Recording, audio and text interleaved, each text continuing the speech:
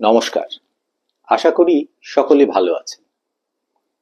আজ এই 12ই জানুয়ারি দেখুন কেমন মনে হচ্ছিল যে বিবেকানন্দের জন্মদিবস উদযাপনের দ্যুতিতে কেমন যেন আর কিছু ঘটনা ম্লান হয়ে হারিয়ে গেল।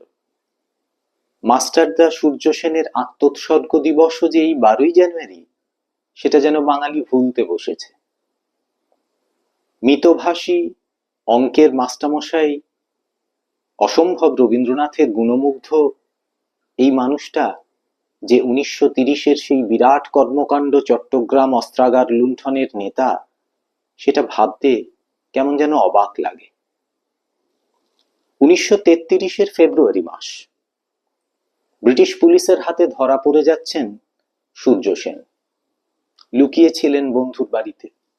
যিনি ধরিয়ে দিচ্ছেন তিনি আর কেউ নন, তার পরিচিত আত্মীয় নেত্র সেন। ব্রিটিশ পুলিশের কাছ থেকে পুরস্কার স্বরূপ কিছু টাকার লোভে তিনি তার লুকিয়ে থাকার জায়গাটা তাদের বলে দেন।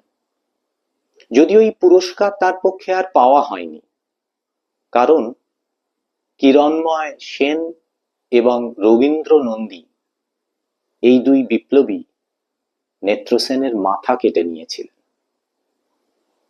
আর তার থেকেও বড় যে ব্যাপারটা, সেটা হলো এই নেত্র সেনের স্ত্রী কখনো ব্রিটিশ পুলিশের কাছে তার স্বামীর হত্যাকারীদের নাম প্রকাশ করেননি, কারণ তিনি মাস্টারদার অসম্ভব গুণমুগ্ধ ছিলেন। এদের কথা কেমন যেন ইতিহাসের পাতা থেকে উবে গেল, আমরা ভুলে গেলাম সব। মাস্টারদা নাকি প্রায়শই তার পরিচিতদের কাছে বলতেন, একজন বিপ্লবীর সবচেয়ে বড় শক্তি হলো তার মানবতাবোধ। 1934-এর এই 12ই জানুয়ারি সূর্য অস্তমিত হলো চট্টগ্রাম সেন্ট্রাল জেলেতে। তাকে ফাঁসি দেওয়ার আগে তার উপর চলল অকথ্য অত্যাচার, কিন্তু বিন্দুমাত্র টলল না তার মানসিক শক্তি। শেষের দিকে চিঠিতে এক বন্ধুকে নাকি লিখেছিলেন, যে স্বপ্ন, যে সোনালী স্বপ্ন তোমাদের কাছে রেখে যাচ্ছি, সেটা মুক্ত ভারতবর্ষের। মনে রেখো তোমরা সেই মানুষগুলোকে যারা এই দেশের মুক্তির জন্য আত্মবলিদান দিলেন।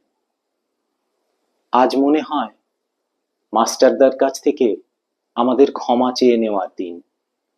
মার্জনা করবেন মাস্টারদা, আমরা মনে রাখতে পারিনি। নমস্কার।